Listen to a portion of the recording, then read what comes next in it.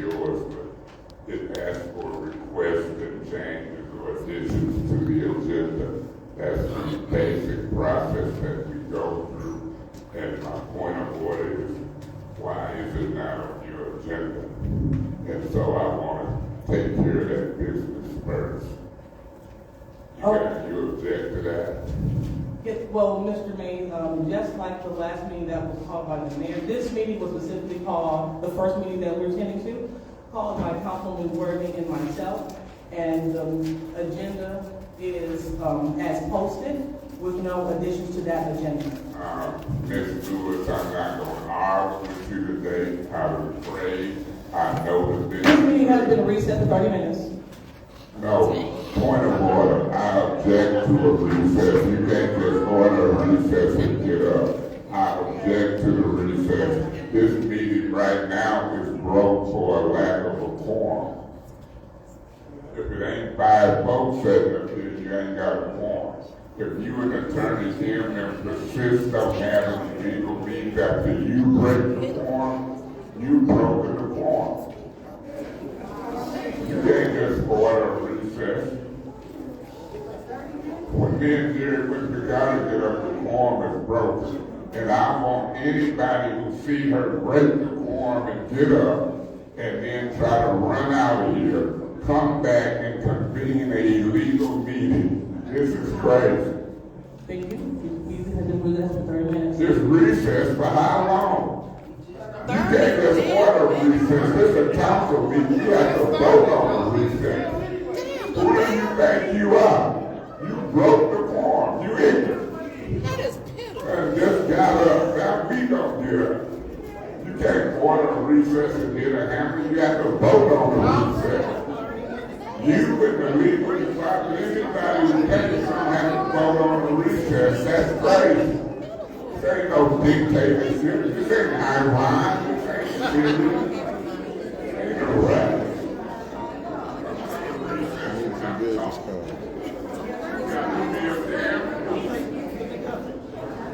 For those in attendance, the chair ordered a recess because our colleagues were gathering their items so they can bring quorum. So we are going to handle the city's business.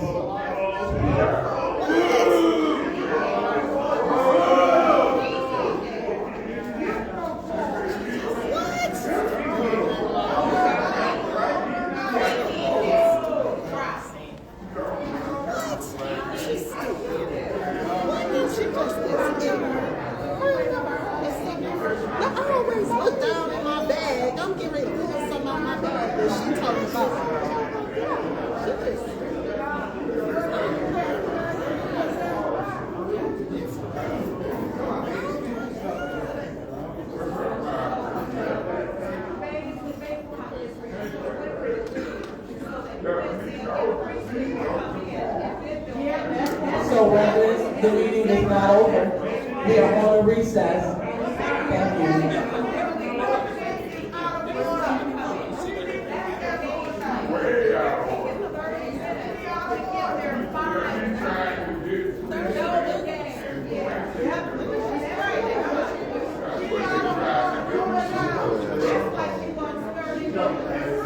Thank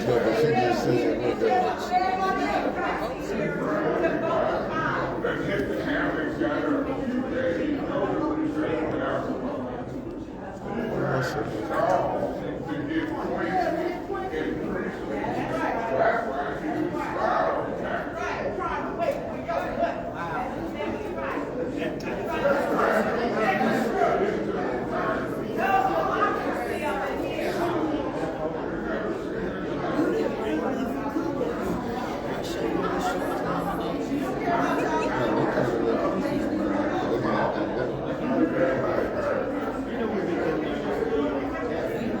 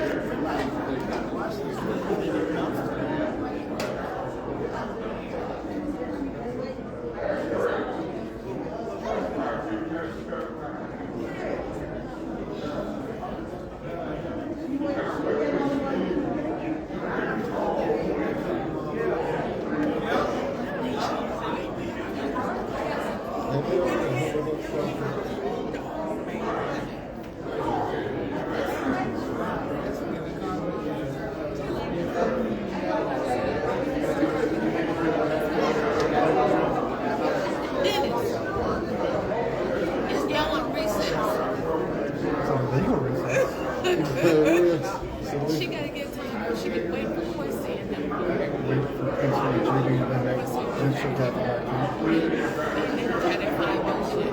They don't have their 5-0 shit. They just got their Facebook account. I wish the residents would get up and go home, but for those who want to stay, and I'm used to illegal activity in the city. Let me know, technically, legally open. And she broke the quorum. Get the hammer and got up. You have to vote to go into recess. You have to stay. Y'all let her do that. Come out at me. I mean, this is getting ridiculous. Don't condone shit today.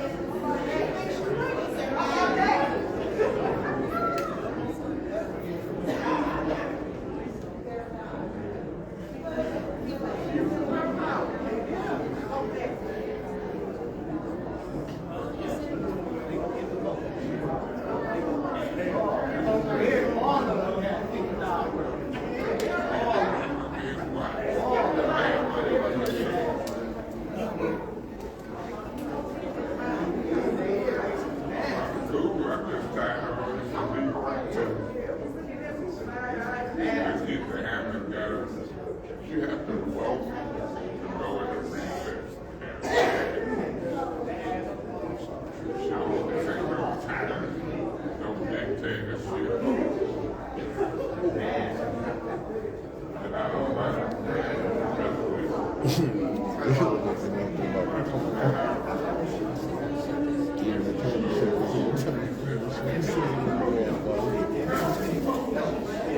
You would say that.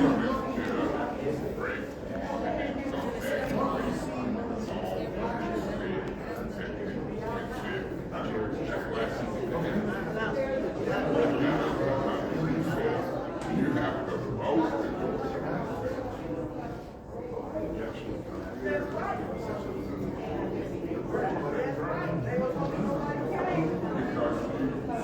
Because you have while I'm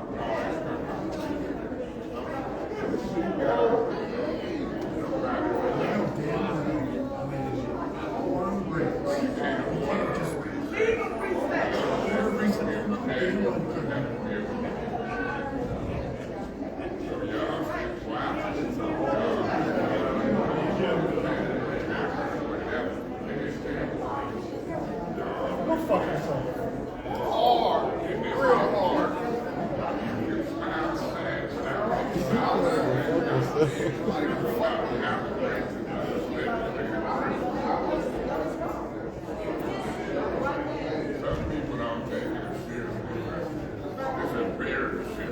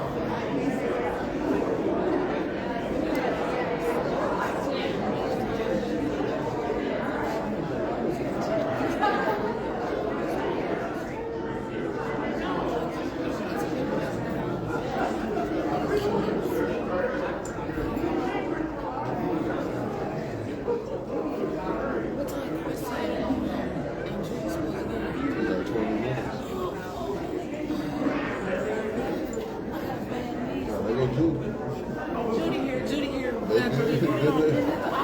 Always.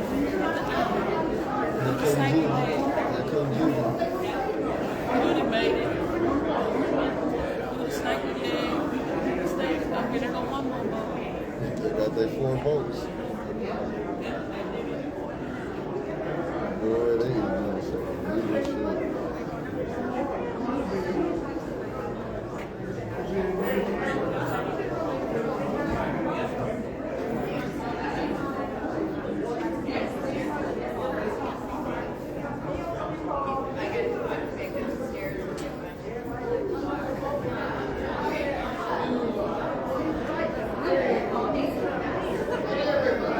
They fell, folks. Police is walking in.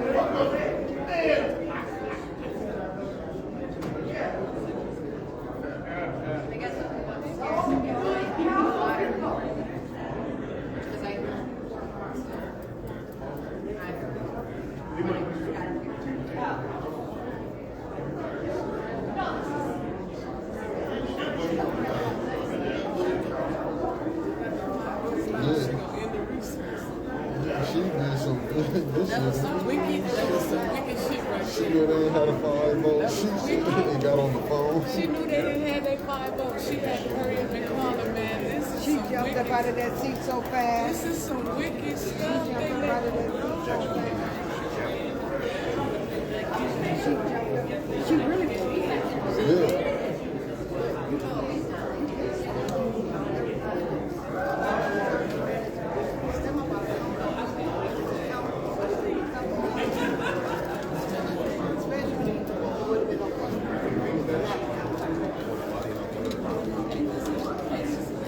They playing all kinds of shit. That guy was kind of like,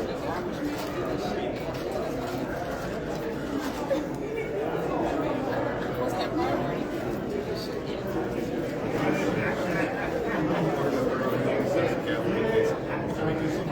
And then Eric objected. what's the other thing? But after she gathered.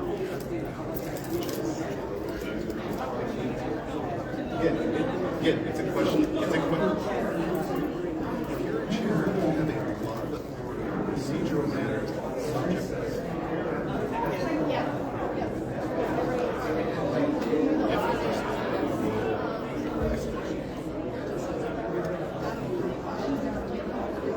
It's procedural that's not, it's substantive, it's procedural rules are there. You guys can follow it.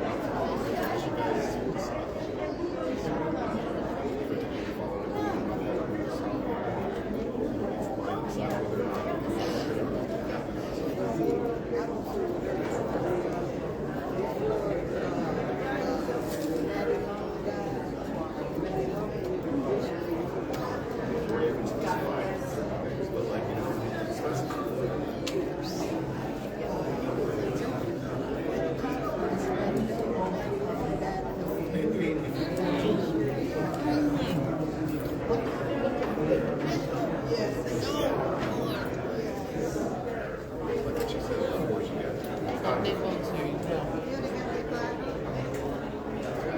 They can start now. They both got here. You got tape. Did she specify the time before or after she got it? The 30 minutes. So she said recess for 30 minutes and get together.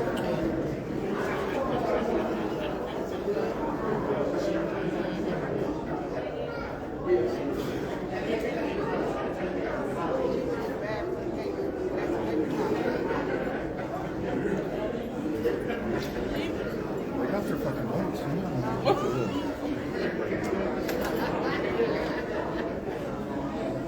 And this is illegal, but she jumped up and She can't, no.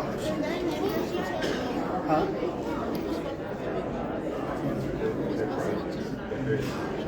Oh, you just said something.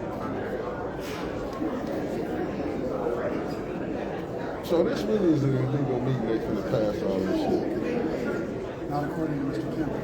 That's motherfucker. He's the worst attorney I know.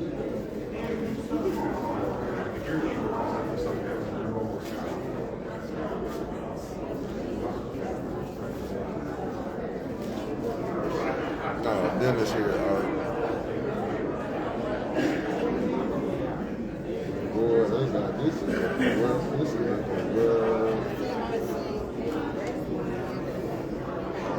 That's too young. They're giving that garbage contract. Garbage contract will get last night. Yeah.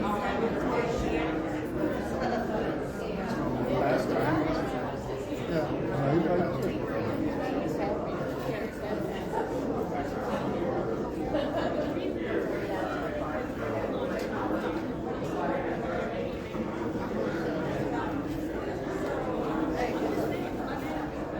That thing going to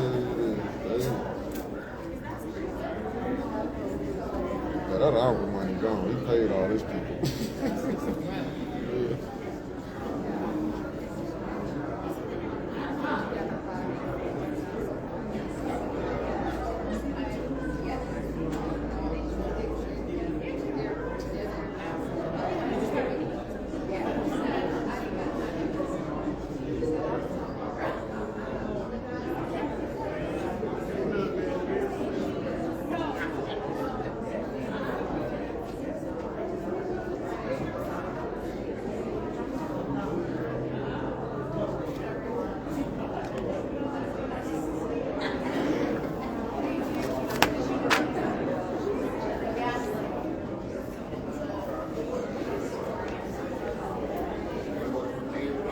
Boy, Flint got sold up. Really.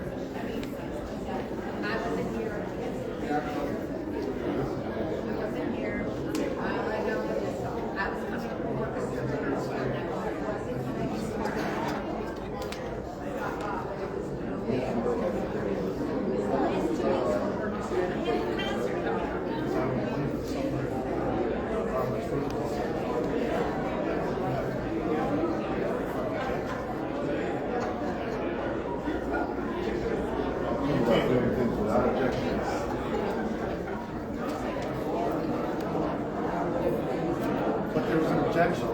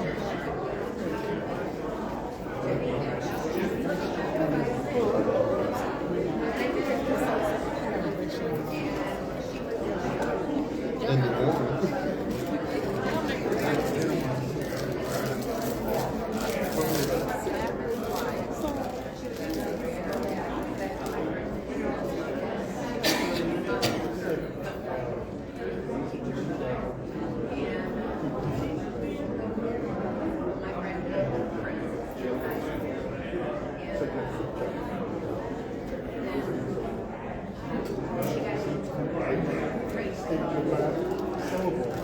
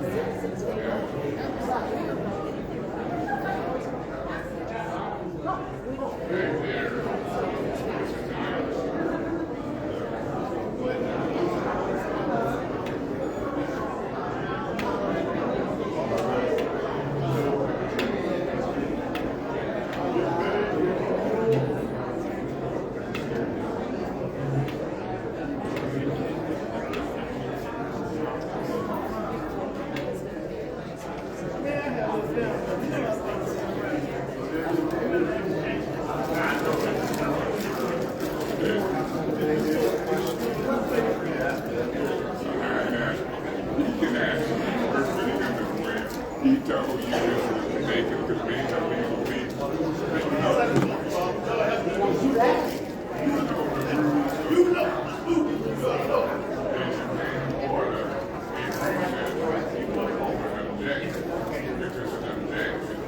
you gotta call for the vote, right or wrong.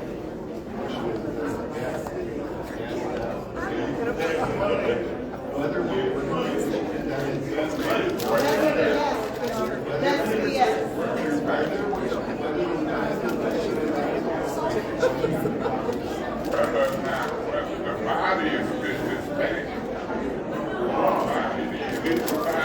I wouldn't care if I get the gavel and said the gavel don't call. That's our rule. You know it and I know it. Now that's irrelevant because she hit a gavel. How old is this little man? I'm about to tell you always listen to the police. So which one? Do partially forever partially one? I'm going to do what I can and what the Lord allows me to, and we'll take it in court and I'll make sure the flag you heard me hey, look, Mike, he's going to say it's appropriate because she hit the gavel. That's a damn fool to say something like that. That gavel ain't got nothing to do with voting and calling the recess. You know it and I know it and anybody else in council.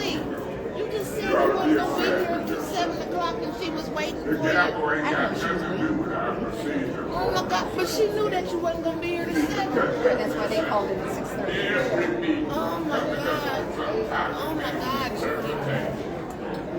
Did y'all hear that? That is my opinion. It's really the rules and the law. That's the case in it. You just get a gavel, you get up. It's a recess. That ain't how we go with the recess. You know it, and I know it. You can bend over backwards trying to reconvene this illegal meeting with this bad body. They'll be gone and you too. This is the way overboard. And this one, you know, court, it's going to be injunctions, it's going to be paperwork, and all of the business that's done is going to try to be reversed to them. You sound like a fool. You can laugh, but we ain't tired of working. What we care about working. She hit the gavel. You sound like a damn fool. Hey! Sometimes she hit the gavel. That ain't how we call no recess. A gavel don't call no recess. You sound like a damn fool. Condone in that. And then gonna sit here for the second or third time and convene in the meeting. You did it when I was president. You condoned it. You give it bad interpretations on purpose about it. She talking about she hit the gavel. Gavel don't call no damn recess. You must think we some damn ignorant fools back from the north side. You got another thing coming. You got no, you're acting like it. You got another thing coming. Excuse me. Excuse me. This meeting is you want to make sure that everyone in the chamber is safe? this meeting been over. Yes, so. This meeting been over. This meeting been over. You can't Officer Metcalf, will you take the phone? convene and reconvene a meeting because Flint City is This meeting been over. This meeting been over.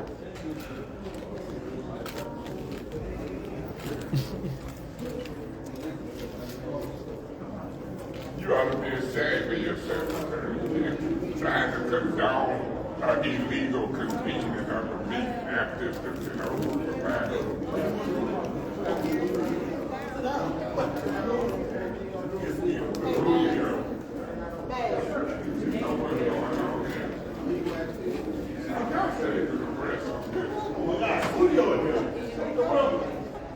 this meeting was over for lack of a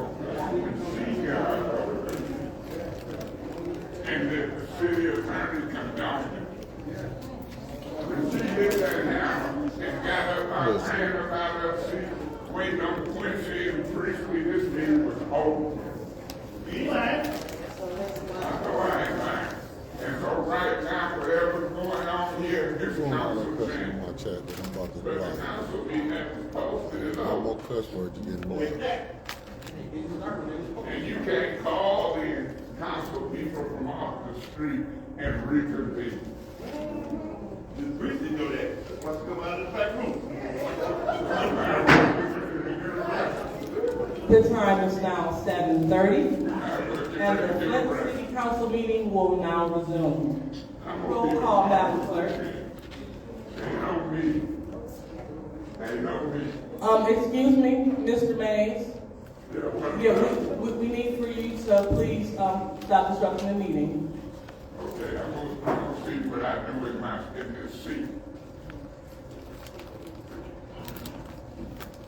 Point of order. What is your point? This meeting was adjourned for lack of a quorum.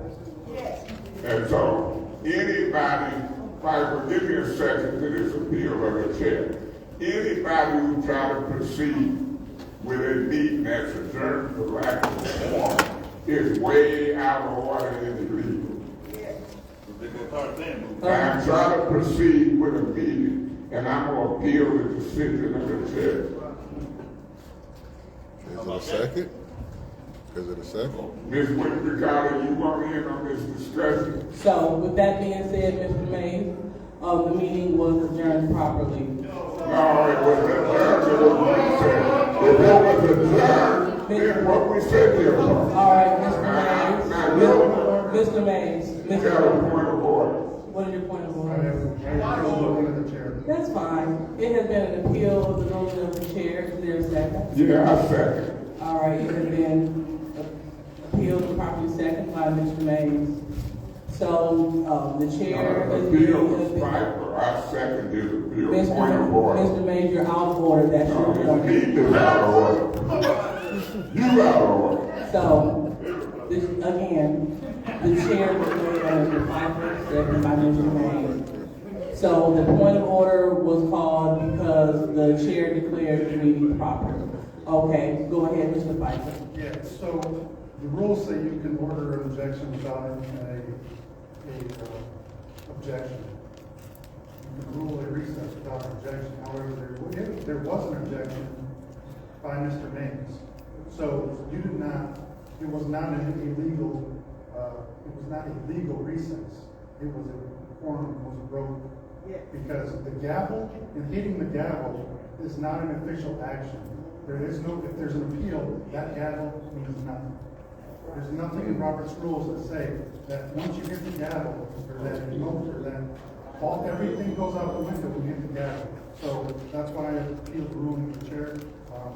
Hitting the gavel does not stop someone's ability to appeal, and that recess was appealed. Therefore, that was an illegal recess, and this meeting was adjourned for lack of quorum. Anyone else like to speak on this appeal? Madam Chair, Ms. Worthy. even if quorum is broke, you can resume the meeting. No. That it's just that that's what has been happening, but that does not necessarily mean that the meeting is immediately over. Also, you hit the gavel before there was an objection, so this is a pointless appeal. I stand with the ruling of the chair. Thank you. Anyone else like to speak on this appeal? Yes, Mr. Murphy. Through you to the city attorney, I want Request to remain. What is your request, Mr. Murphy, could you speak closer to the mic so we can all hear you? Through you, through the chair, to the city attorney, all I can hear your opinion, I was not present at the time. So, based on your observation and your legal opinion, you give us that was not here, your opinion on what just took place prior to that meeting. What I can say here, council member, is that Rule 14.3 states that the chair may order a recess without objection. As to whether that rule was implemented properly, prior to the recess, that would be a question for this body to decide. That's essentially the question that's before the body right now. You threw it right back in there. Ms. Priestley.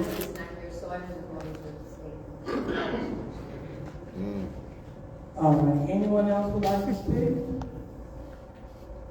All right, Yeah, Madam Chair. Mr. Mays. Ms. Machette, you want to go?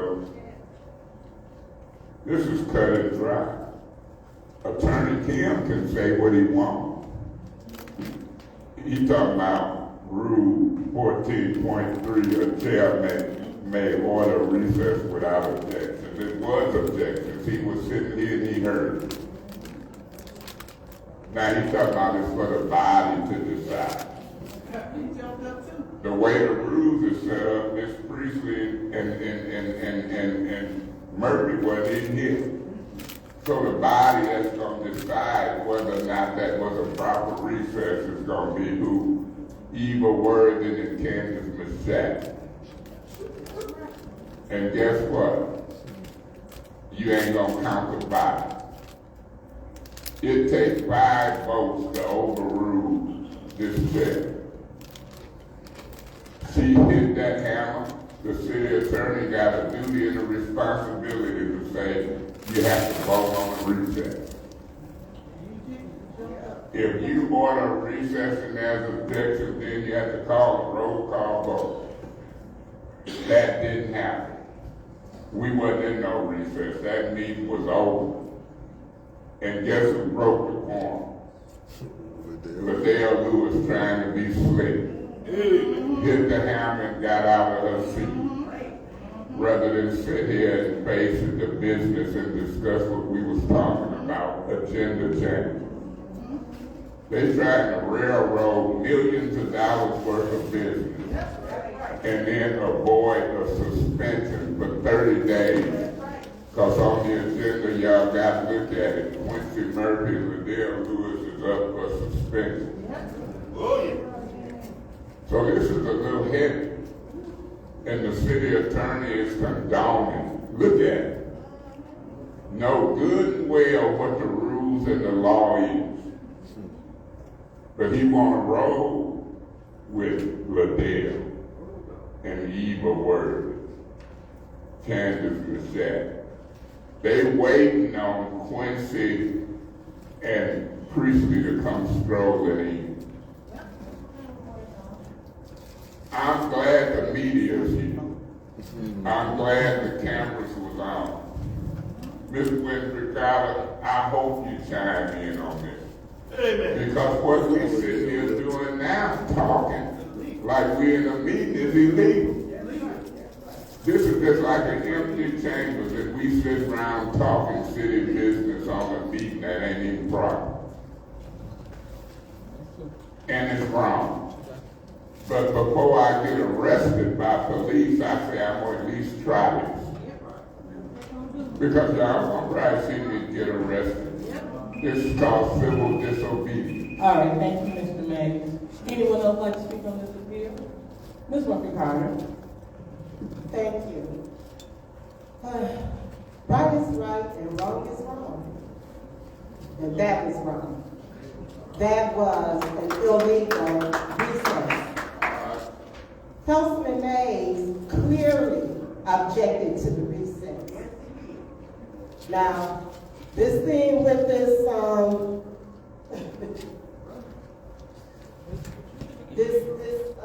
gavel, that doesn't make a difference.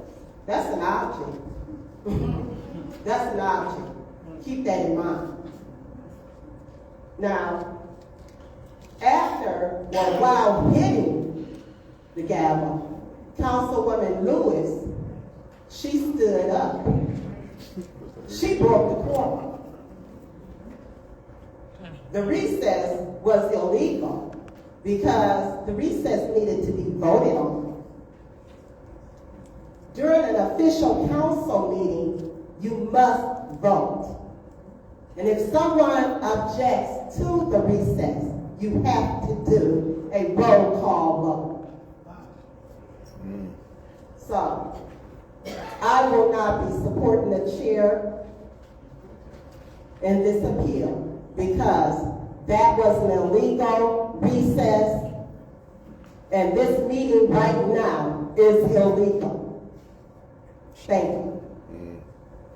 All right, thank you, Ms. Winfrey Carter. Anyone else like to speak on this appeal? Councilwoman Shett? No? All right. So a yes vote will overturn the ruling of the chair, and a no vote will vote in favor of the chair. Roll call, Madam Clerk.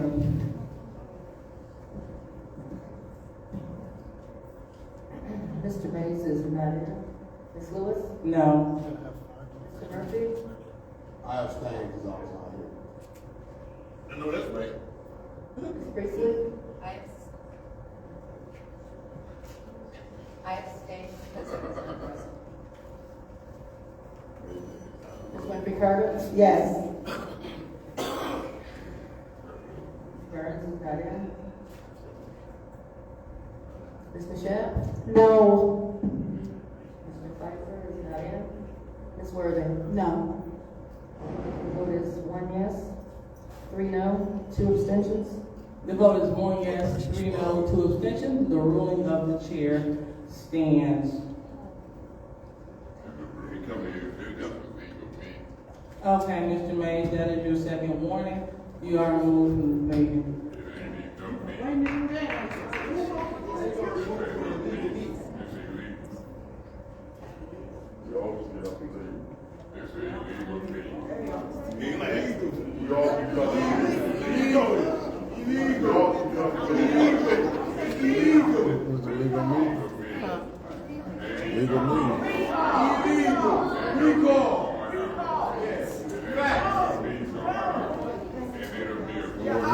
People leaving.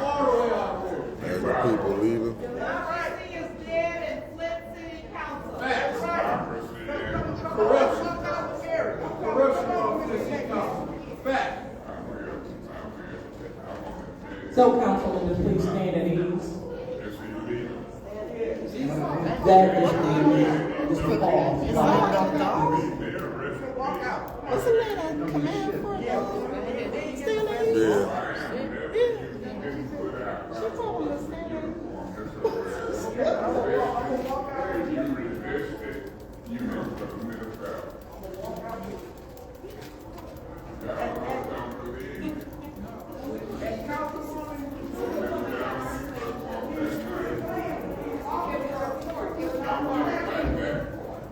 That's the illegal crime. If you want it any way you can get it, God bless you. But I know that I'm wrong doing for a nigga with a dime. That's why Jesus turned over the table of medicine. You don't fight nobody any kind of way. And you can put it back and say, I want it.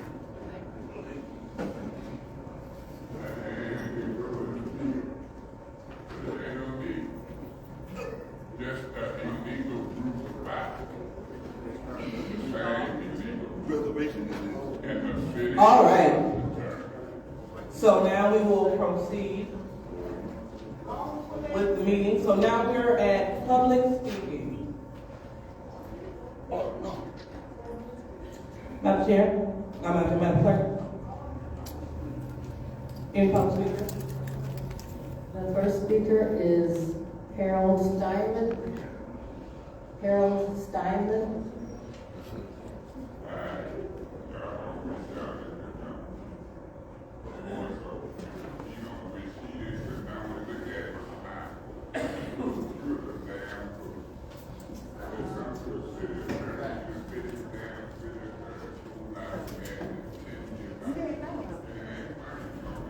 I'm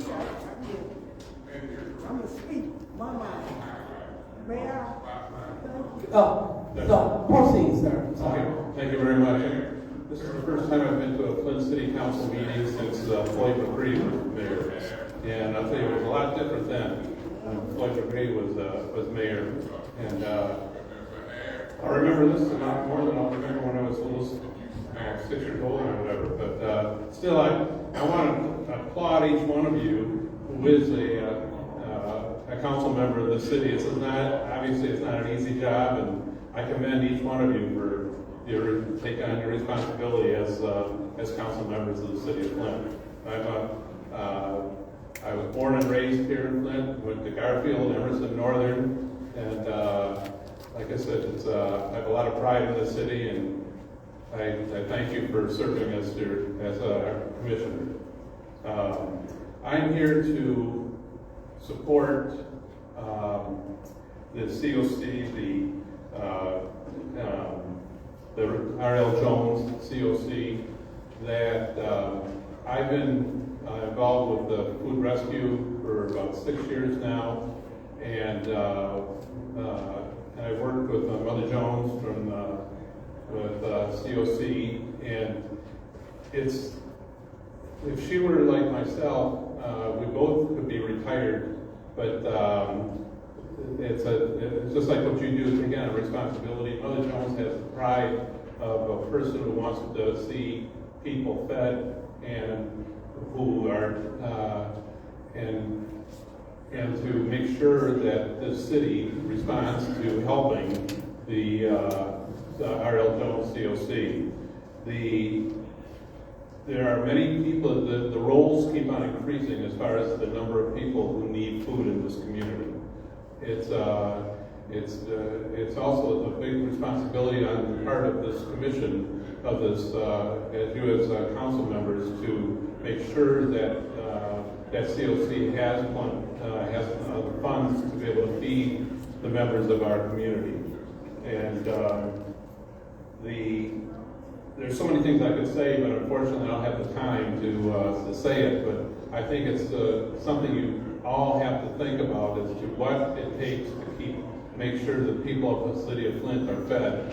And that's where the support for this proposal, I think, should be supported by each and every one of you as members of the Flint City Council. And I want to thank you for giving me this time, and I hope, like I said, you will think about that, because we have to think about each and every one of our members of our community. Thank you very much. Thank you. Next public speaker.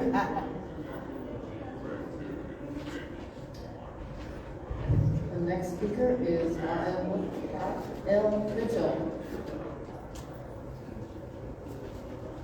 Good evening, council. Y'all know good and well, my name is R.L. Mitchell. And about listen, the topic about the PO, I read this special thing about the POC, like Madam R.L. Jones, she should get 200,000, but the other paper says she only gets 100,000. I guess that's a special form Dr. Lewis put up, because she know we the people finna get the money, and she's trying to send it back to Lansing. Like the people of Flint don't know what they're doing with the money.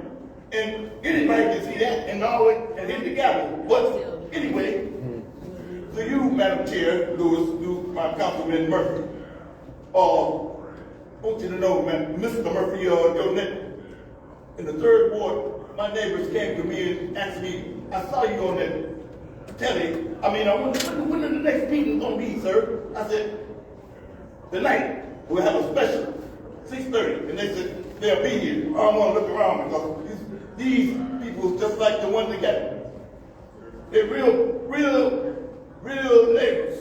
Just like the one that went over Walmart and they used him and then you saw it on the bus. And then they take him to the hospital and they tried to kill him, and they wish they wouldn't have never did that.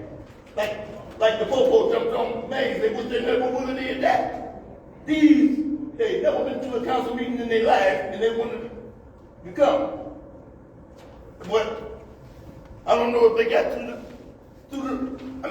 matter. Anyway, evidently you, you ain't never spoke to them guys in the ward, sir, Murphy. You gotta step up. And you up there coming up like you and Miss Murphy. She must have gave you one of them lip balms under the table, like treating you like, and you don't say nothing about it. Look at you looking like nothing, you know, a okie dokie, one of them. I almost said the handkerchief. I mean, look, how many more minutes again? Oh, okay, 55 seconds. Like I say, Mr. Murphy, you're doing a good job. Accepting them gifts, them mind-boards, till they got to offer me a gift and offer me a car, I will accept it. Because if you can get away, that's why I was about to get jumped on by the attorney right there. I've been walking these streets over 30 years and they ain't got no car. Hey, put in the word for me before I can get an automobile. I accept it, but I ain't working on them beat pots over there. Here we go.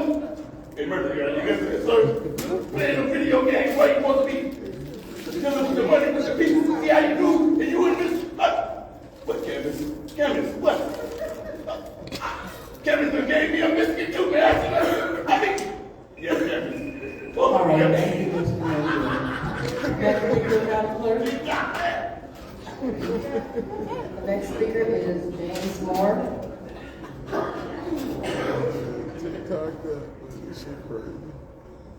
Good evening, James Moore. Regular residents that come down here on a regular basis. Just want to take the time out to say to all of my residents that are here, I thank you for coming down here so we can try to encourage to get some business done. I'm not going to take up my whole 3 minutes, but I do want to be able to say to all 9 wards, someone sitting up there heard me a couple weeks ago about the tree growing in the center of Pearson Road. And I rode down there today and the tree was grown and they even kind of put some blacktop in there to smooth it out. So I just want to say amongst all 9 wards and whoever took the time out to ride by there and see the tree growing in the center of Pearson Road, I'm thankful that you had it removed, and I hope that you had the damage did to Fleming Road taken care of. And once again, I got a minute to figure out. I want to say thank you for all of the support of the real Flintstones. We need y'all to get some business done.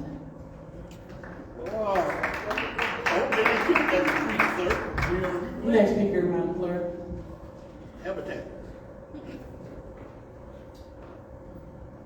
The next speaker is Algene Tolbert.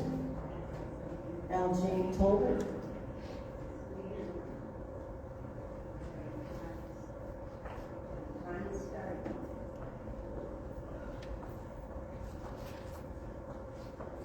Good evening, ladies and gentlemen. Good evening, Flint. This is my first time at a council meeting. I am so surprised. But I shouldn't be because I like seeing you, okay? So it's not very far from that. I'm here to talk about the resolution for the R.L. Jones Community Outreach Center. I was today, I got 3 minutes and that's enough time for me. I was today looking for a pair of boots because it's cold here in Michigan. I'm from Texas, hey dog. And it was cold, so I was looking for my boots and I ran across this bag, this gold bag. And inside this gold bag is a bunch of pennies. They're wrapped up in 50 by 50s. And I had the opportunity to remember what those pennies absolutely represented. They represented a time when I didn't have the money to buy gas or food, okay? So I said, I will never get rid of my gold bag because I don't ever want to forget. Now, what does that have to do with the R.L. Jones Outreach Community Center? There are people that are still, after COVID, still going hungry. The lines are still long down the road. We must never forget what these funds were initially given to us for? They were for food and water. If we don't get that, Flint is on the rise and we're doing big things and big wonderful things. The tree in Pearson Road, absolutely. But we don't ever want to forget the gold bag, the food, and the water. That's what R.L. Jones Outreach Center represents. It represents 29 seconds, 58 seconds. It represents feeding the multitudes. Feeding the multitudes. Mother Jones don't quit. She don't quit. There was a coat drive a month ago. The lines were 6 churches thick. 5,000 people. You think, well, there's Flint ought to be fed by now. They ought to be warm by now. Not yet. Let's not forget our foundation, our gold bag. Appreciate you. Thank you. Next speaker. The next speaker is William Craig Harris Jr.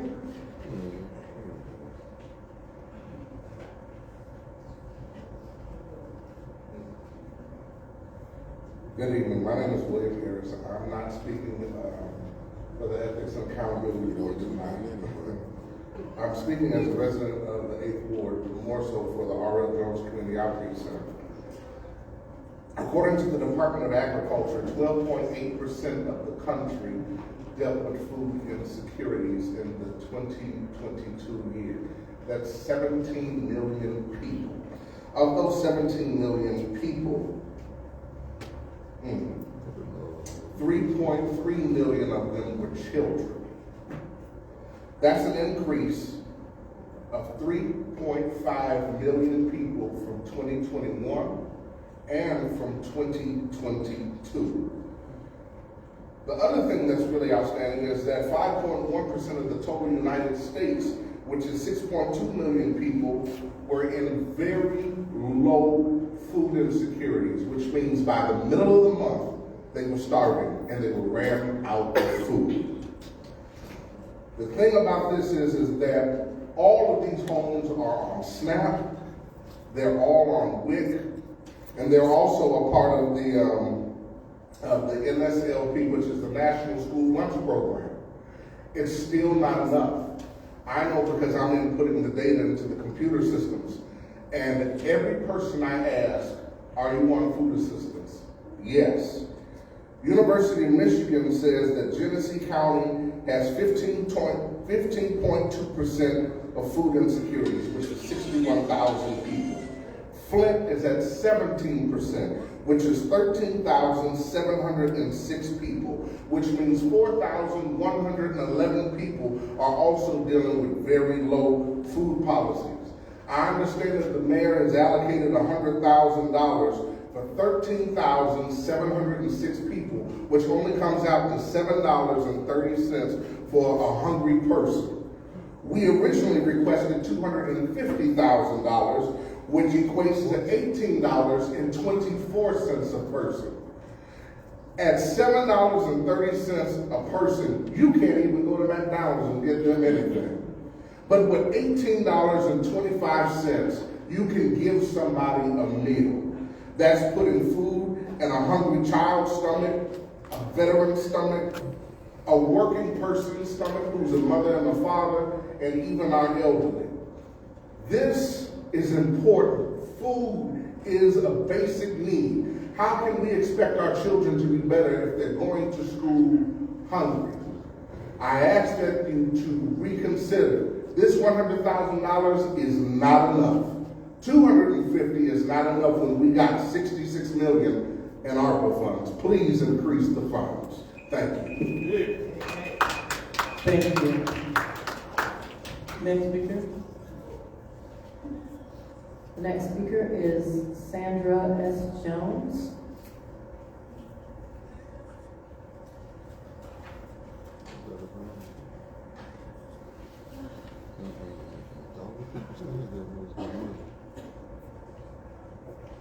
Good evening.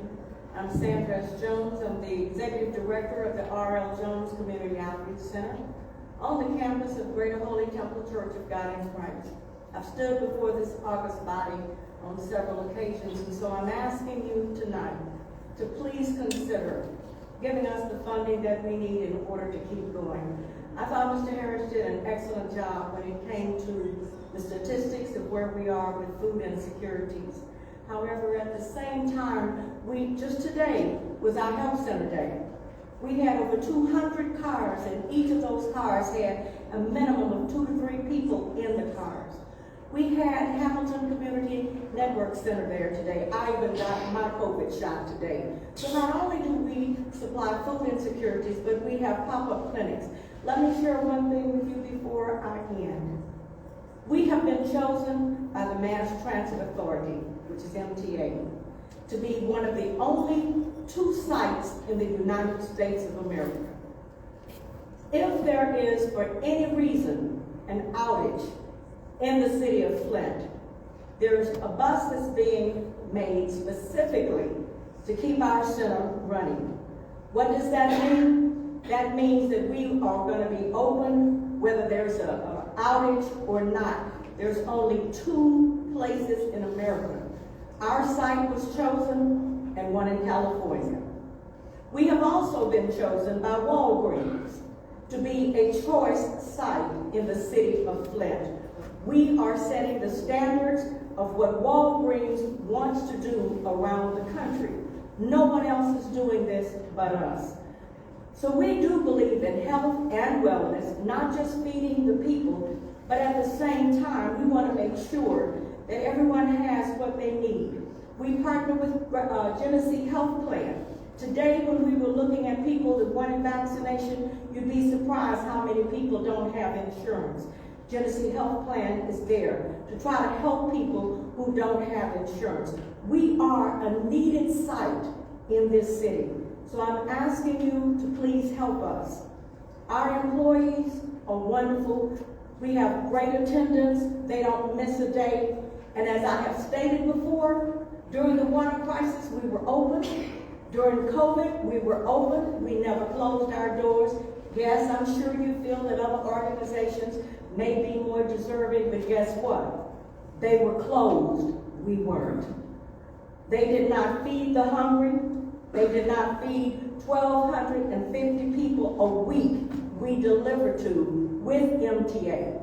So I'm asking you, please, be kind, be considerate, and please award us the funding that we need to stay open.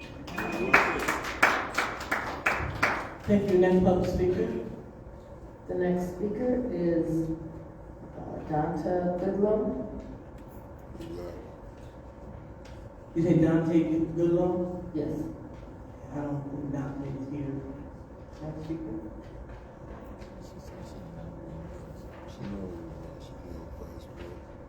Next speaker is Beverly Biggs Levy.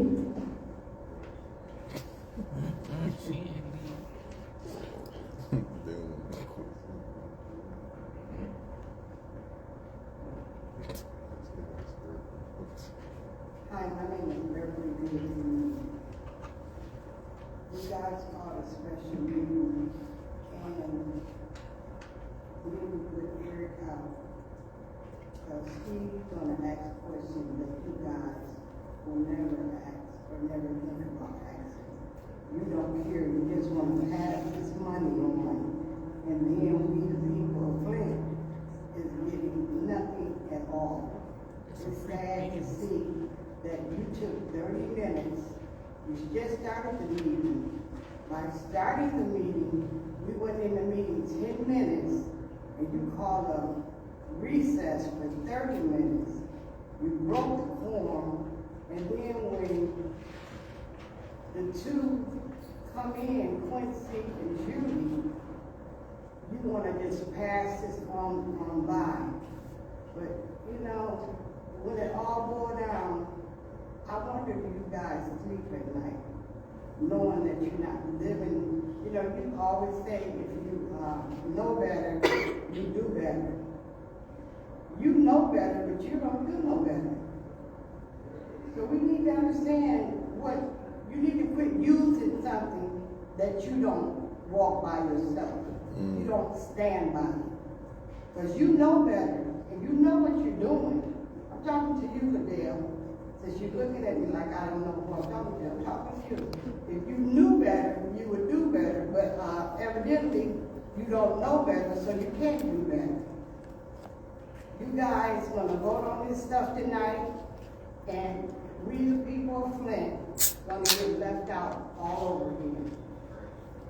I thank God that I don't need nothing. But there is people out here that do need, and they won't get it. People's roof falling in, and you choosing money to give to somebody else that one girl roof fell in while she was here. If her daughter was in her bed, she'd have been dead today. Y'all not thinking about the people. All you thinking about what you guys can grab for yourself.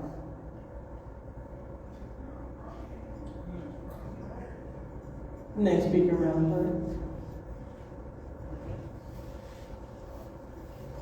The next speaker is, Jan Marie Arbor.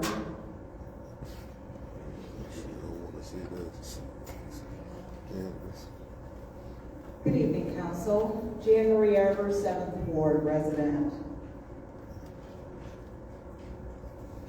The first thing I'd like to speak to is the resolution 230334 regarding a pilot program to be established potentially at the North Side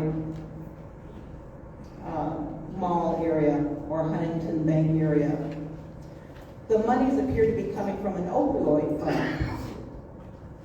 It would seem as though this money will be directed toward helping people who suffer with opioid addiction or other drug addiction problems, as opposed to opening a payment center.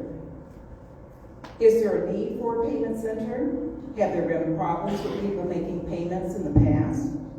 Or is it just an opportunity to establish a business that's not really necessary, to pay staff who are necessary, instead of spending money to help people? That's necessary. There could be more Narcan distribution machines, educational opportunities to help to discourage people from using fentanyl and other opioid drugs. So I ask you to please vote that down. Secondly,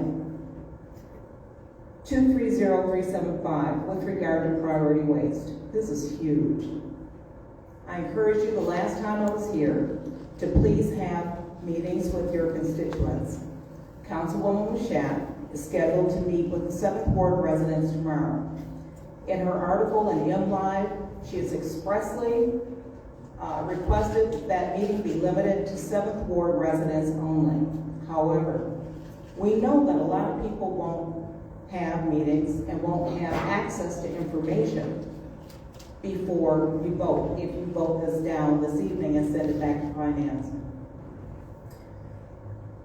She's also included special guests to speak tomorrow.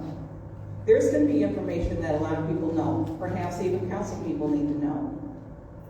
But for this evening, I request that you not approve this resolution. We simply don't know enough, particularly how is it going to be paid for? We have a trash debt that needs to be paid for. How much are the citizens expected to pay in addition to what we're presently paying? Why were there no RFPs put forth prior to an extension where not even a 2-year or 3-year extension was considered? There are too many questions that need to be considered before voting finally on November 30th, I hope. Thank you so much. Thank you. Next speaker. The next speaker is Chad Schlosser.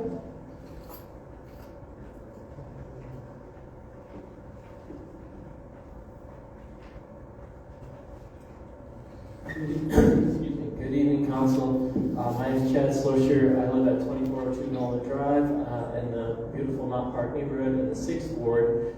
I'm here to advocate for a proposal for our ARPA support for a project in our park. I've been a park adopter for about 5 years and pursuing all sources of funding that I can to help improve our park. And we noticed during the pandemic that our park was used a lot and continues to be used very heavily. I think it's one of the most popular parks in the city of Flint. We also realized that it was in very bad condition. There was weeds growing through tennis courts, and so we started pursuing like larger amounts of grant funds to be able to make improvements. We've since resurfaced the tennis court, created a bicycle garden, and just this year installed a hockey court for kids to play at. This request is really very simple. It's for accessible bike path to be put through the middle of the park that will provide accessible access to all the amenities of the park. It will be 10-foot wide, paved in asphalt, and would connect from one street to another right through the middle of the park so that people in wheelchairs could get access to the park itself, but also kids that are learning to ride bikes or tricycles or parents pushing strollers, etc., could get down into the bowl. So Mount Park is in a bowl. The park itself is about 25 feet below street level, and the hill's pretty steep, so it's pretty difficult right now for people with any disabilities or those that are elderly to have access. So this would create more opportunity for them. I brought a map of it. Is it acceptable for me to approach you all to give you a picture of this so that you can? Okay, so I'd love to give you that, and then that concludes my talk. Thanks. I thought they couldn't convert back and forth.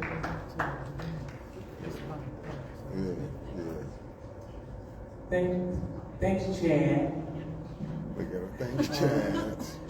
Next speaker. Next speaker is Tara Moreno. Thank you, and I just want to say thank you to City Council for allocating these opioid settlement funds in grassroots organizations like Donations with Love. And I'm here to advocate for those dollars for that organization. Darcel, who is the executive director, does sit on my board. I am the founder and executive director of Serenity House Communities, and we're a recovery community organization led by people in recovery, and I am a woman in long-term recovery from addiction. So I'm here to say, too, that I do agree with the speaker that came to before me about the allocation of these opioid settlement dollars and saying that they really need to go to treatment, prevention, recovery, and harm reduction, not paying water bills. We really have to spend this money in a way that is a homage to the people that have lost their lives. Because we have lost many, many, many people to this overdose crisis. So with that said, I would again and stand in gratitude because there are lots of areas in the United States where they are not allocating the dollars where they need to be allocated. And I will say thank you to the council for guiding these dollars where they need to be. And I am trusting that you will make the decisions that need to be made for these dollars so that these lives can be celebrated. So thank you. Thank you. Next speaker, Counselor? The next speaker is AC Dumas. DJ. I know she's got it. She's got to stay.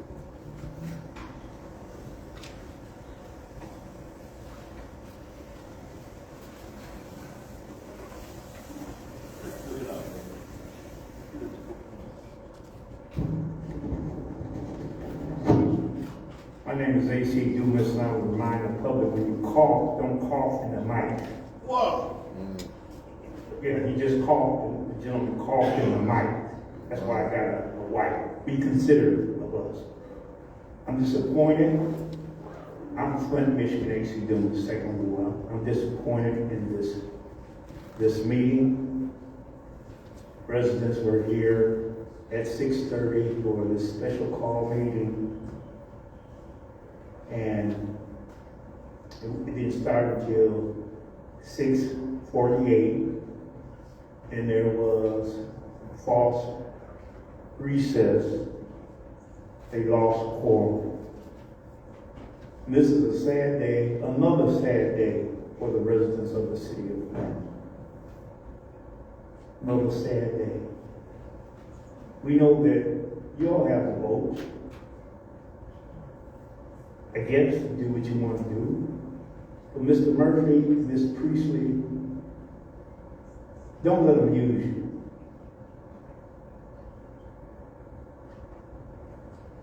Ms. Liddell Lewis delayed the council meeting, lost quorum, reconvened, waiting on you to come.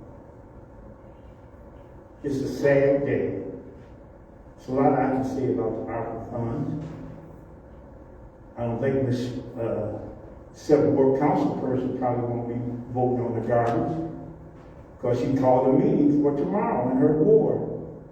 So I couldn't see her voting on the garbage contract and called a meeting in her ward, in the 7th Ward, which I has an interest because our family home is yet in the 7th Ward, kept very nice in the 7th Ward. And my mom lived there for over 7 years, so I have an interest in the 7th Ward.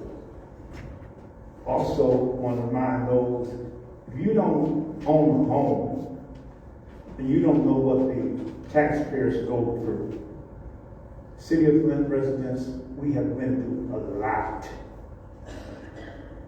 I haven't heard anything about roofs on individuals' houses, windows that's needed. But what I am hearing is all the 501c3 non-profits reaching out for the money. Again, it's a sad day in the city of Flint, and we've been making a mockery all over the United States. I'm not going to say I pray that you do right, because do right just got a meaning to do right. Next public speaker. The next speaker is Margaret Lewis. Maybe a lot of people to come and get money.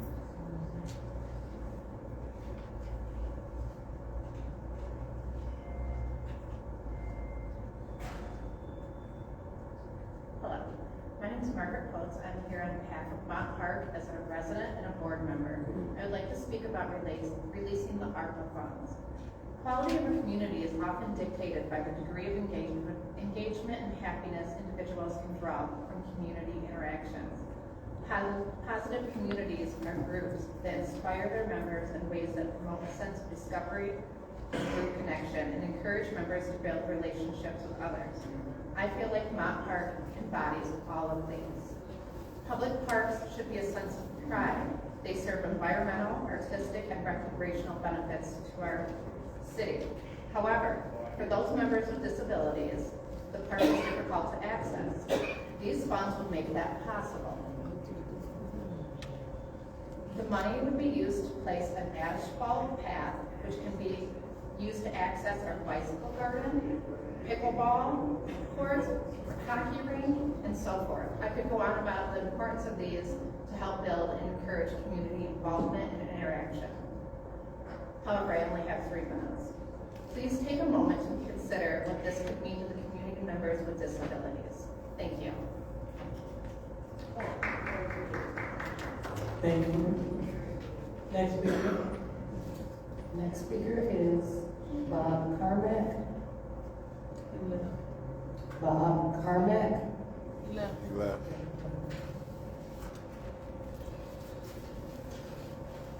Next speaker is Linda Foley.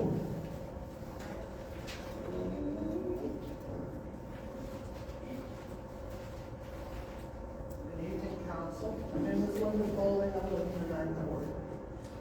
Can you hear me? Okay, is this better? Okay, back away? No, bring it down. Well, thank you. Is this better?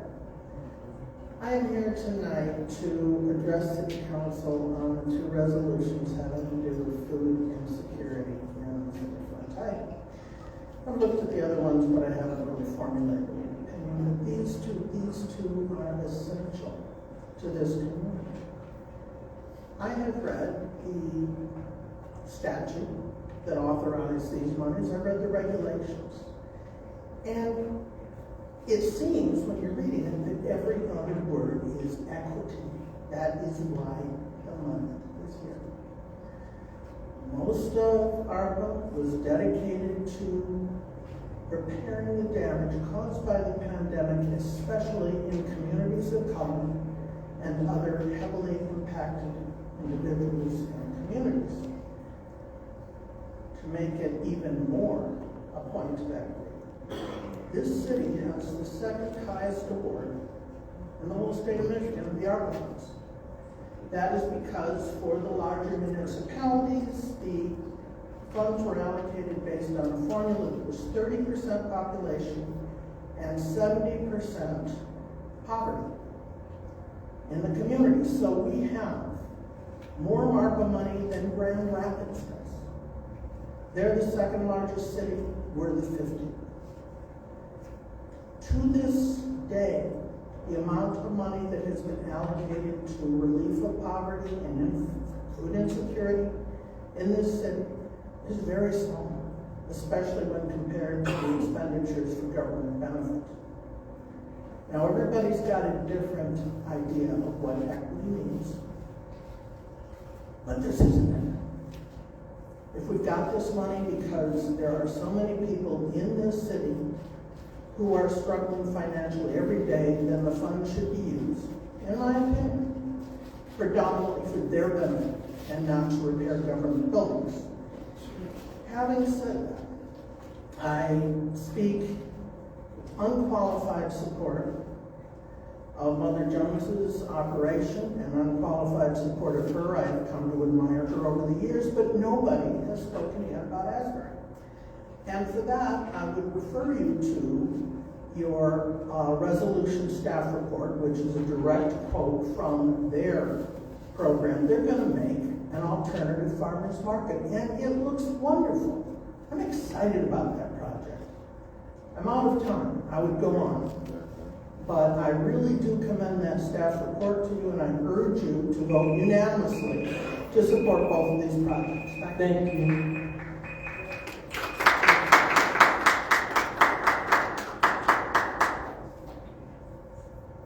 The next speaker is Jacqueline Shook Dunn. Could you say one more time? Jacqueline Shook Dunn.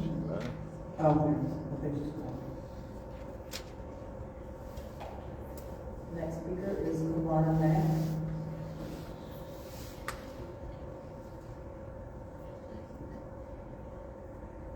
Yes, I just want to come here, but you ain't talking about the ARPA funds that's supposed to be allocated for the people with housework need to be done. You need a house before you need a park.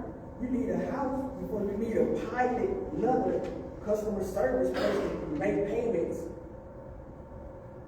You got two different things on here for opiates, but nothing is in here for the people. And I believe the council and the community is supposed to work together. Who are y'all working for? It's not the people. So don't come around those times, actually put your sign in the yard. 1 hit wonder. Out of here. Next speaker. Next speaker is Miss Mary A. Wright. Mary A. Wright. The last speaker is LaRosa Patrick.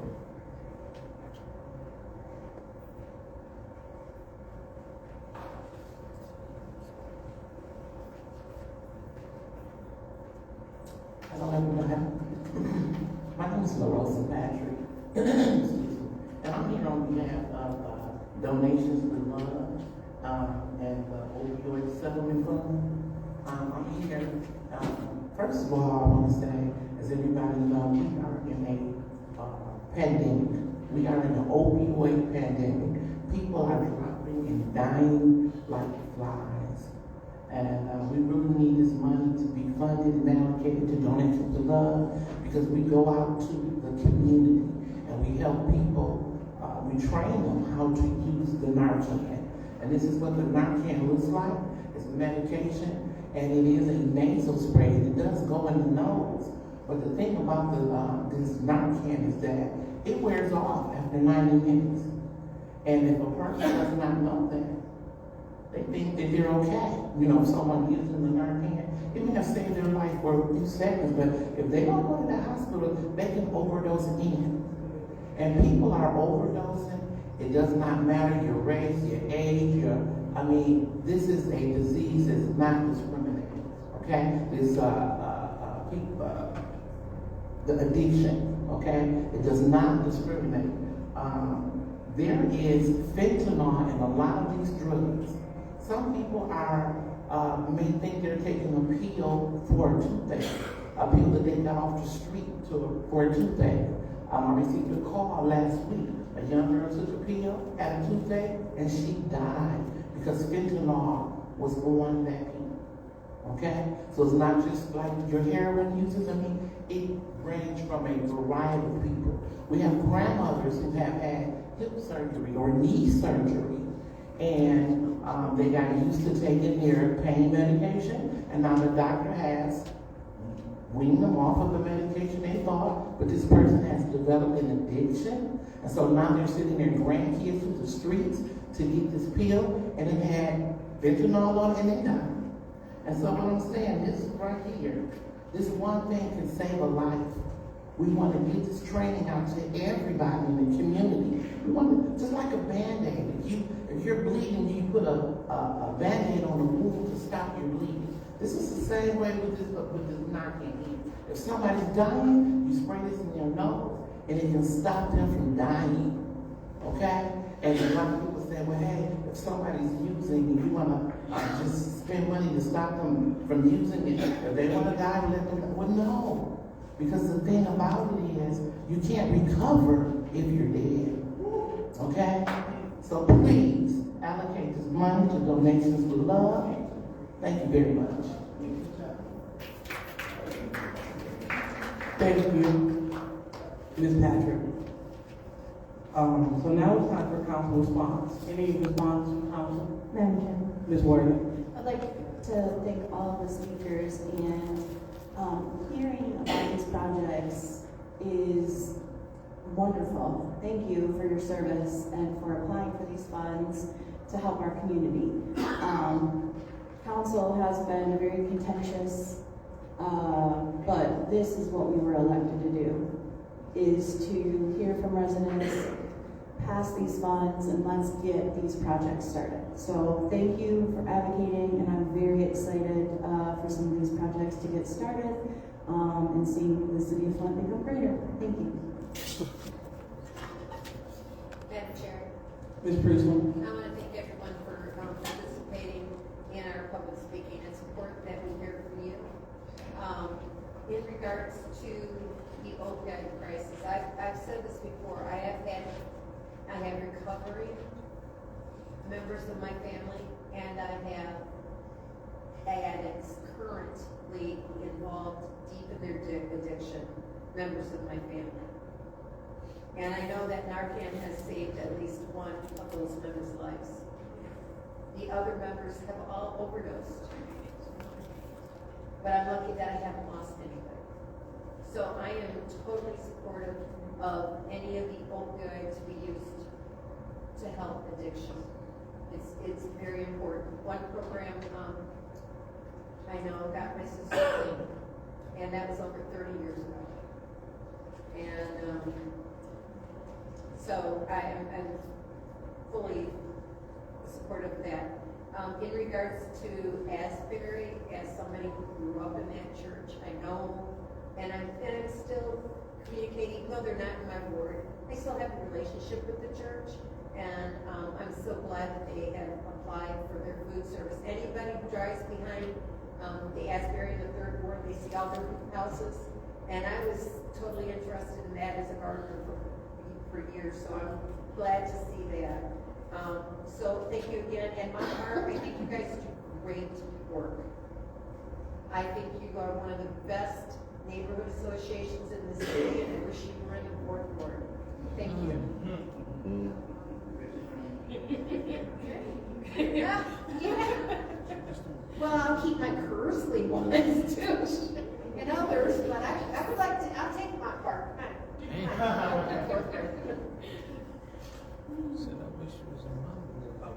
Any more? Yes. Ms. Murphy. I want to speak on the Greater Holy Temple food pantry. I think we need to look at how do we fund Greater Holy Temple. I know before we gave $450,000, we didn't do 50%. We gave some funding at the beginning. We gave funding at the beginning to United Way to set up expeditionaries for, I think, 3 sites. I'm not against giving them funding, but what happens once this funding is over? How do they've been around for a long time doing great work, and I just recently visited the site on another project that we're working on that particular site, dealing with vacant lot land. So I was able to tour and see the facility that I've never been in. So it's nice. What I'm concerned about is the longevity. Once we give them some money and they're out of this money, then what's next? What do we do next? I mean, because when you hear them and they come before council and you see speaker after speaker after speaker talk about how great they're doing and great work they're doing, how do you sustain them to keep them funding? Once this money leave. If we give them the money now, 6, 7, or 8 months or 12 months from now, this money go run out. Then what? And this funding, and the first funding is some funding, and I'm not saying we shouldn't fund it, but we need to be looking at longevity with these health center sites so that they can stay sustained and funded versus us just giving them some money, then they run out and they look for some more. Thank you, Mr. Murphy. Councilwoman Michelle. Madam Chair, thank you. I do want to say, first of all, thank you to everyone that spoke this evening. Ms. Patrick, thank you so much for the brief Narcan training. I didn't know that was only like a 90-minute thing, and then they needed to still go to the hospital. So I'm certainly in support of making sure that our entire community has that kind of training, and I will be taking it as well. So just thank you so much. I also want to thank Ms. Jean-Marie Arbor for assisting me with having residents call. And I was already receiving calls and emails the past few months. I received an uptick in calls and emails today. I want to let the 7th Ward residents know that no matter what happens tonight, that meeting is still going to take place tomorrow. We still need to have a conversation. It still has to happen. There will still be questions about these services. I've received some more questions to ask this evening. I'm going to add the question about the RFP process to my arsenal of questions that I had this evening about the waste collection services. And so, again, 7th Ward, that meeting is going to happen no matter what happens this evening. We will still be at Brennan tomorrow at 5:30. All right, thank you. I will go ahead and speak last. Definitely appreciative to everyone that came, appreciative to everyone that stayed, and we're looking forward to having the business of the city. So now, council response is now closed. Now we're on to the consent agenda. Madam Chair, Ms. Richards. I make a motion to accept, approve the consent agenda. All right, is there a second? I support. All right, support. Approve properly second. Any discussion? Madam Chair. Just Madam Chair. Oh, thank you. Oh, yeah, you didn't say with, separations. All right, so go ahead, Mr. Pfeiffer. I request complete separation. All right, so, She said- you have complete separation of everything? Okay. Ms. Williams-Worthing? I move resolution 230334 for approval. Oh, hold on 1 second.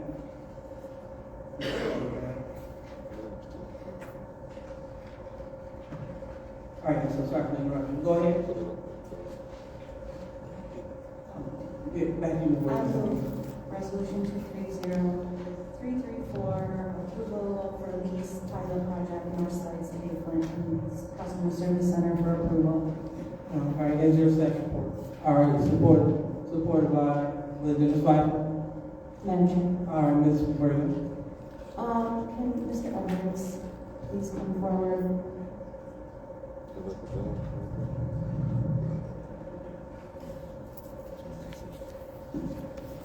Oh,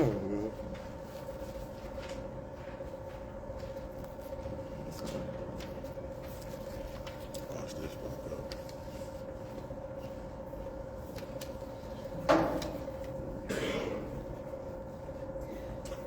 So I read in here that it says that there will be a building so that I'm assuming that residents don't have to travel as far to here, City Hall, to pay their bills and ask maybe questions about their water bills and get help with all of that.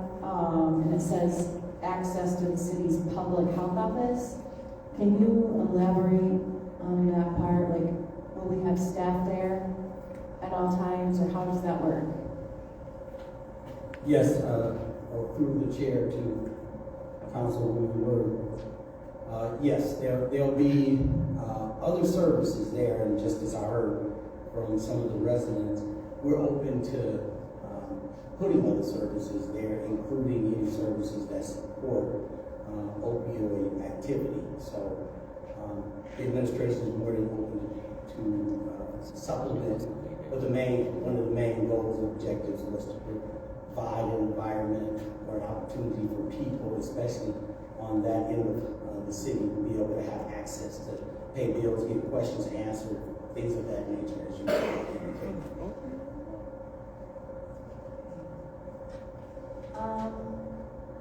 And for the staffing aspect, I can just add to that from the staffing aspect, yes, there'll be those health navigators.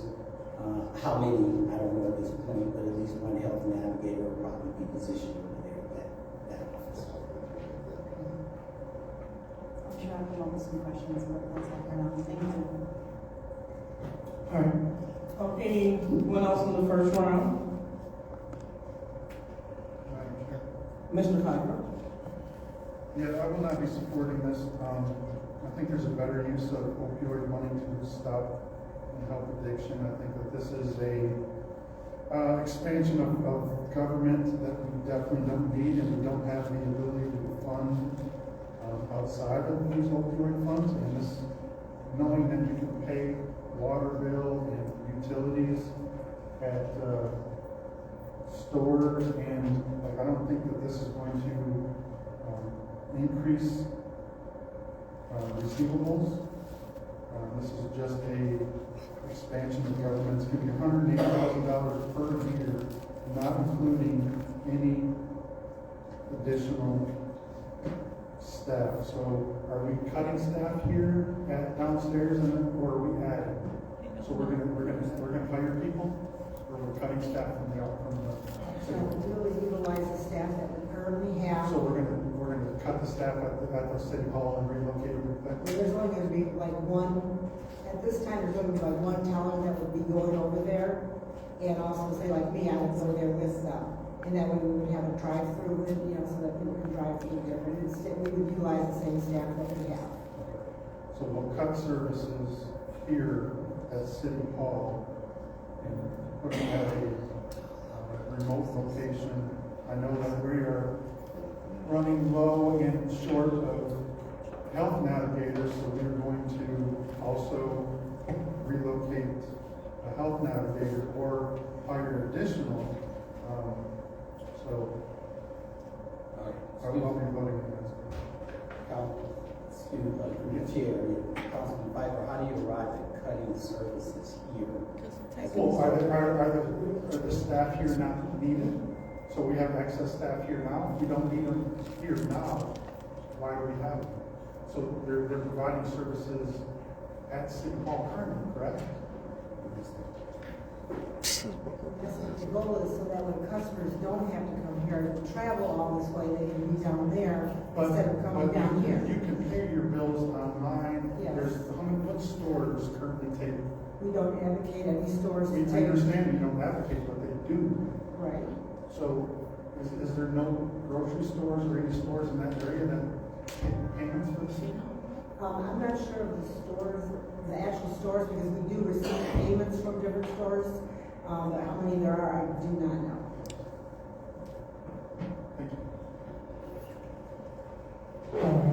Anyone else who would like to comment in the first round? Madam Chair. Ms. Priestley. Through you, Selma. How do we not know where people can make payments at outside of City Hall? Like I said, we do not advocate to any place that takes payments, okay? Different places can take payments through the MasterCard system. So if the store has that ability to use the MasterCard system, they take payments. They'll take payments from, like Kroger's will take payments from, consumers, water bills, different cellular services, things like that. So what we have is, it's called the RPPS system. Anyone that takes a payment from any of these stores, it goes into one MasterCard system and then it gets forwarded to us. So when we tell someone that they said they've done that before, like I'm going to Kroger's and pay my bill, it can take up to 3 to 4 days before we receive it. Okay, I understand that process now. I thought that, I know years ago when I had to make a payment, I went to a specific place to make a payment, but this was 30 years ago, maybe. So, that's why I was shocked to find out that we didn't know. Thank you. All right, so anyone else like to speak in the first round? Mr. Murphy. Yes,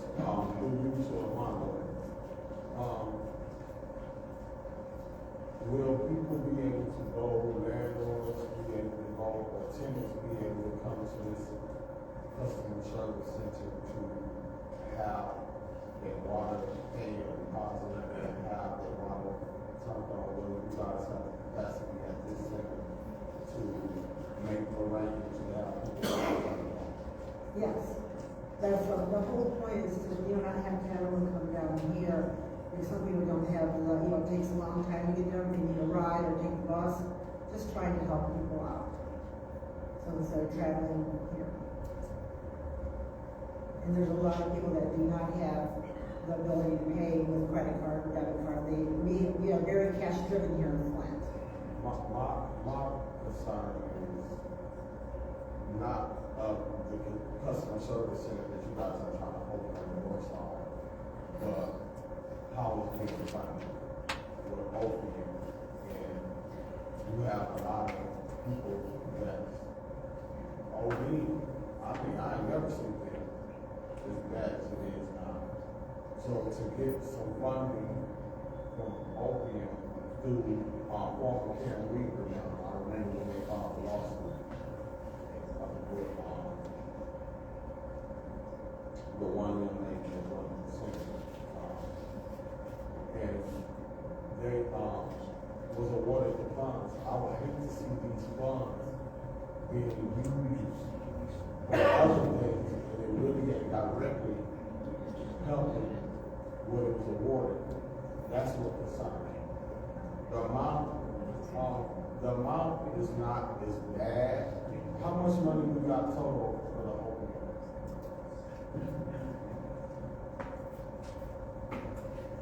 I don't have that information.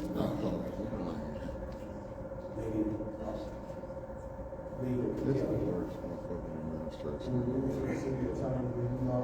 I don't have an exact number, but it's in the area of roughly $2 million.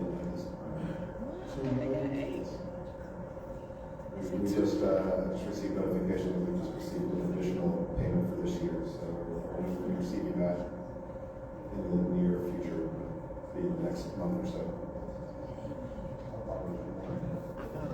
The total settlement funds are projected at,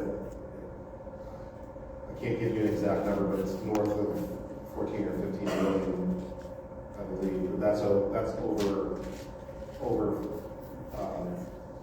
I believe 15 to 18 years.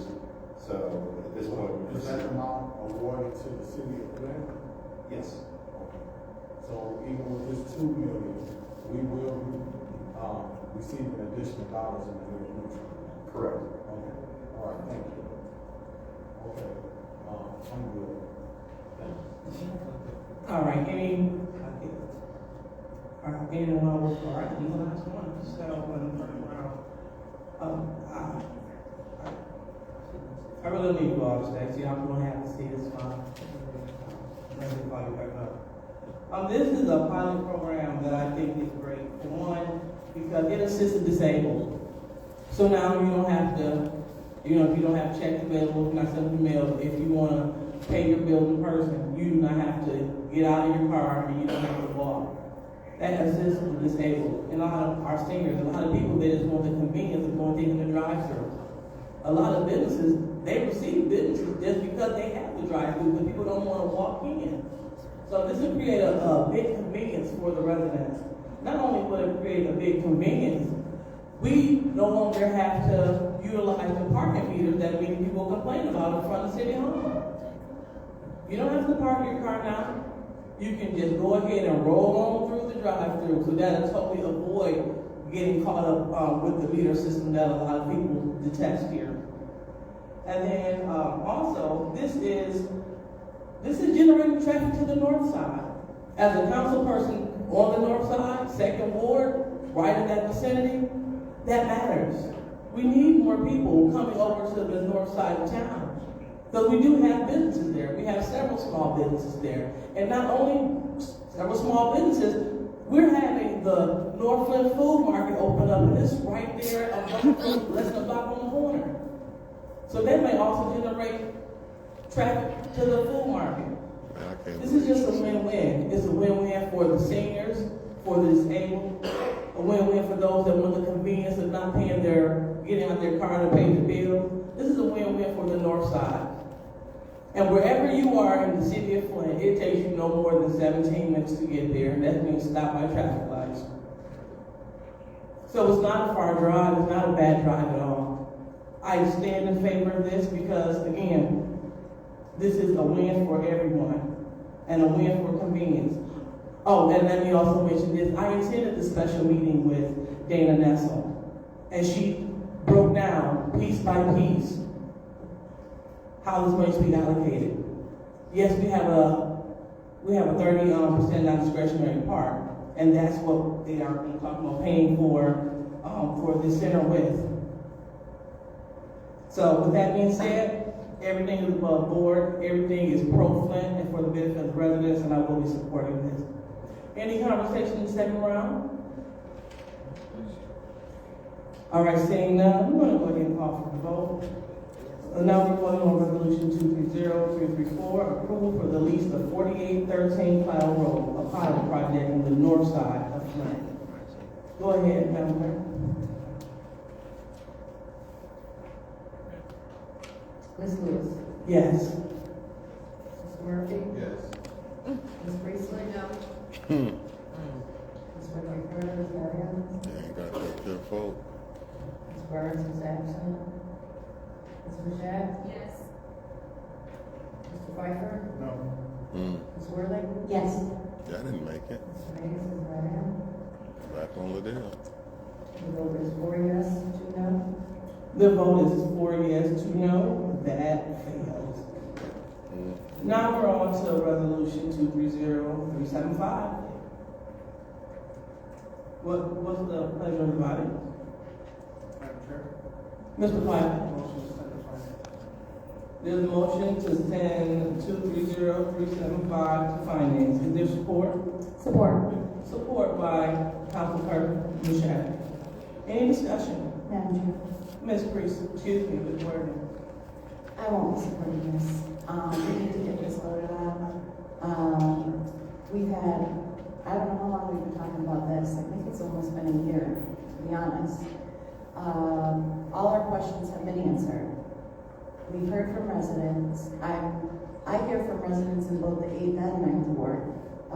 And I know for a fact they want this. Priority has been their favorite trash company thus far.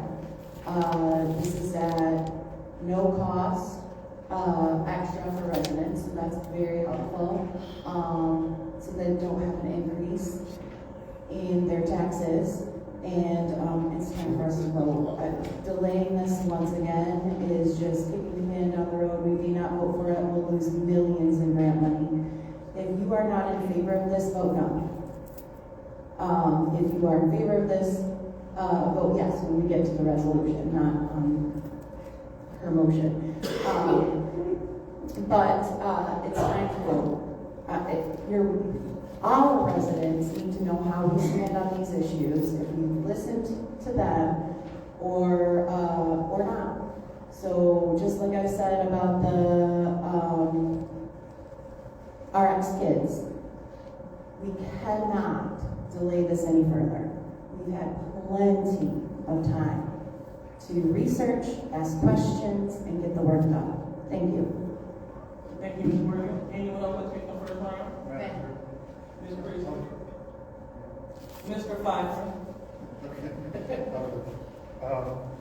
The misinformation being laid out on the floor is ridiculous. It will cost residents money. The CFO stood up here last week and said that we have to raise taxes. And not only that, we have to backfill $2 million of ARPA funds to cover the next 2 years. So when we talk about equity and funding food banks and helping people with roofs, where does backfilling a high-rate trash contractor fall in the equity line of ARPA funds? So when we talk about it, won't call that these bins are free and it's not going to cost anybody any money, that's just political rhetoric and lies. Because $1 million a year shortfall in the rubbish fund, those ain't my numbers, those are the CFO numbers. So they want to spew these lies out and try to bamboozle the public and think that this is a good deal. And like I said, Priority Waste are doing a great job. I have no complaints with them. My issue is there's no plan and no sustainable way to fund this contract. I've said it at so many meetings, and the lies are still spewed out that this is the best deal ever. So I will not be voting to approve this. I will be voting to send it to Finance. Thank you. Thank you. Anyone else? Ain't that corn, bro? Anyone Corn, else bro. in the first round? Corn is broke. Corn is broke. Broke. Corn, broke.